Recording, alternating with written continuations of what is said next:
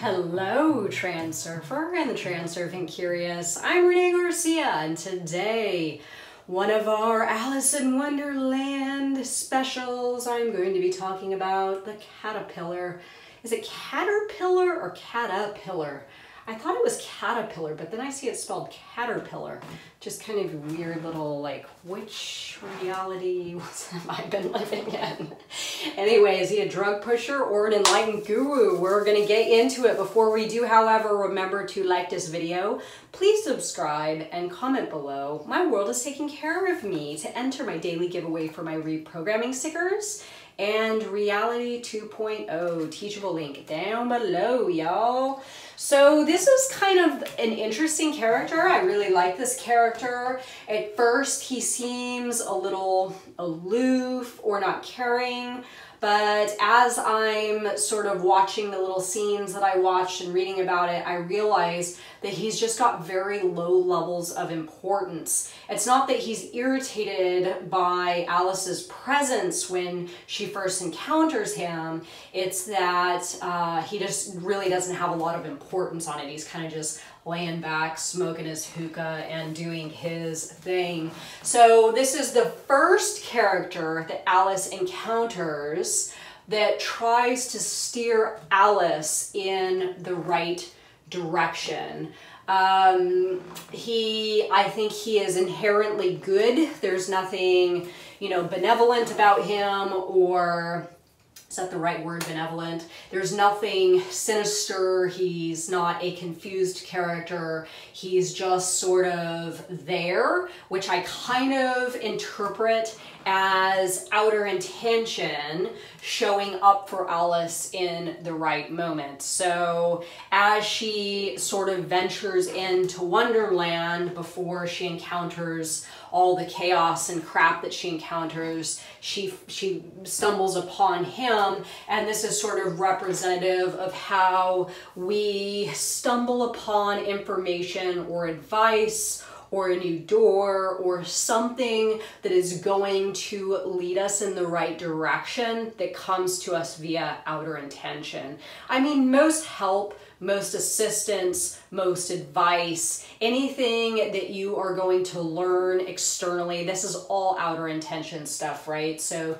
you could definitely view this character as outer intention, really. So it's kind of weird. He pushes this mushroom on her. I'll get to more of that in a moment. And I'm like, what is the deal with this? Is he like an enlightened guru? Is he a drug pusher?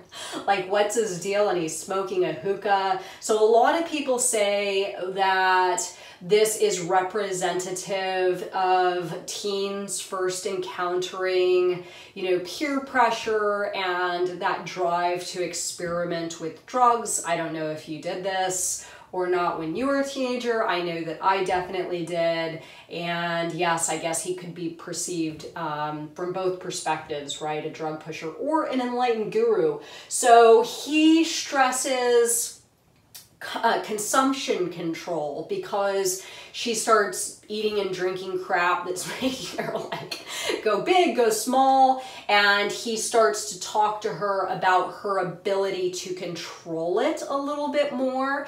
And he also starts to talk about some self-acceptance stuff, like it really doesn't matter your size or your shape. So I know this is like pretty deep stuff, right? Especially for kids and especially for young women. I mean, this is kind of a coming of age fairy tale, right? Where all of the things more or less that Alice encounters are really just, all the symbolism of things that we encounter when we are in fact coming of age. And self-acceptance over size and shape is a huge one for women. This is you taking control and not becoming just, at the mercy of the different pendulums that we encounter that want us to adhere to the standards that they have created, which benefits and suits their intentions, not ours.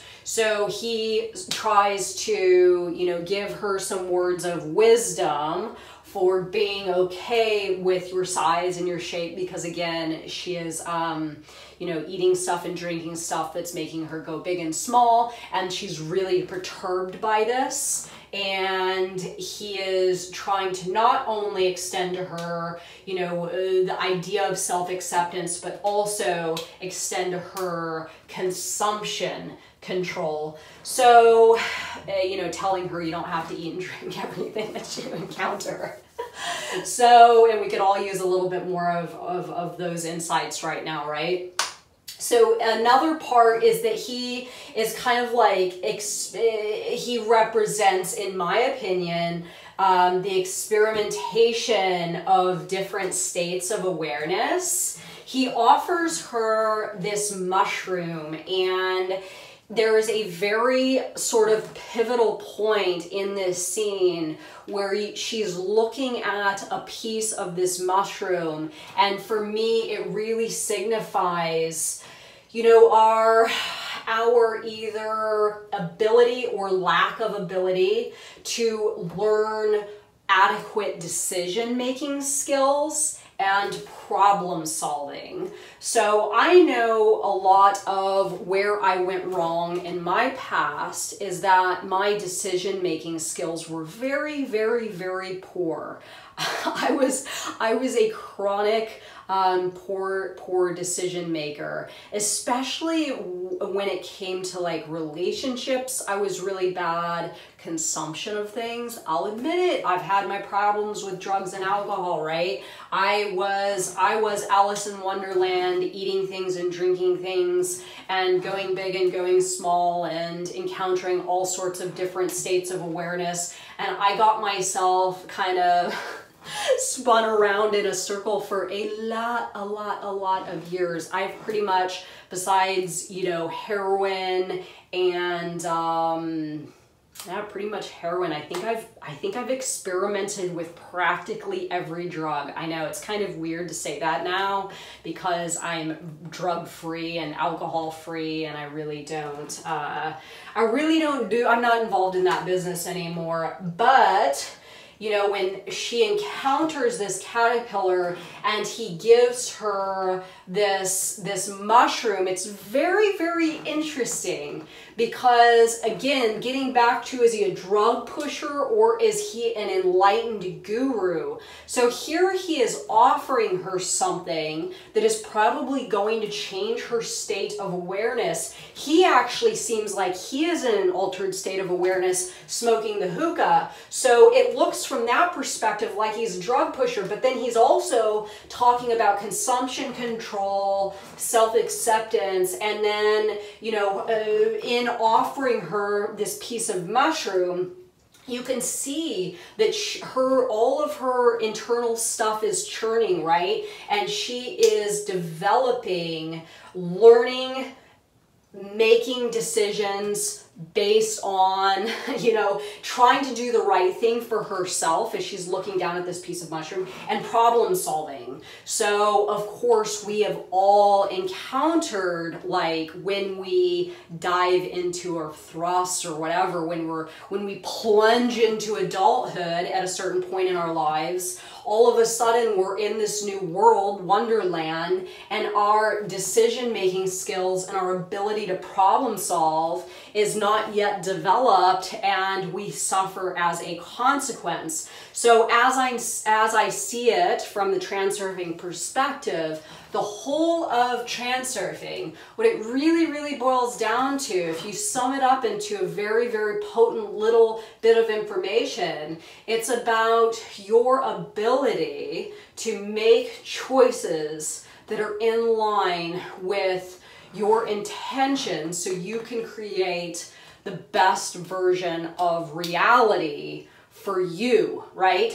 So this is what she's doing when she's looking down at this mushroom. She is trying to determine, is this going to help me or is this going to hurt me? And this is, again, what we all need to do more and more and more of as individuals to create our own more beneficial, more pleasurable, in healthy ways, you know, a reality for ourselves.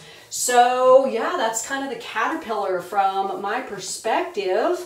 Let me know what you think, guys. And for me, that is a wrap on the 7. I don't know how these are going to play out. But again, we will have a playlist. If you are encountering this one video, go and check the playlist out. There are going to be 7 of them, and they're all awesome, and they all have deep, deep, deep meaning that can be translated through the transurfing language. Very, very fascinating stuff. If you have a recommendation for me of another like Disney movie or a fairy tale or something that we all know really well and you would like me to break it down from a transurfing perspective, I am definitely up for the challenge. Remember to like this video and comment below. My world is taking care of me, and I just might call your name to win some of these. And thank you so much for watching my video, everyone. Bye.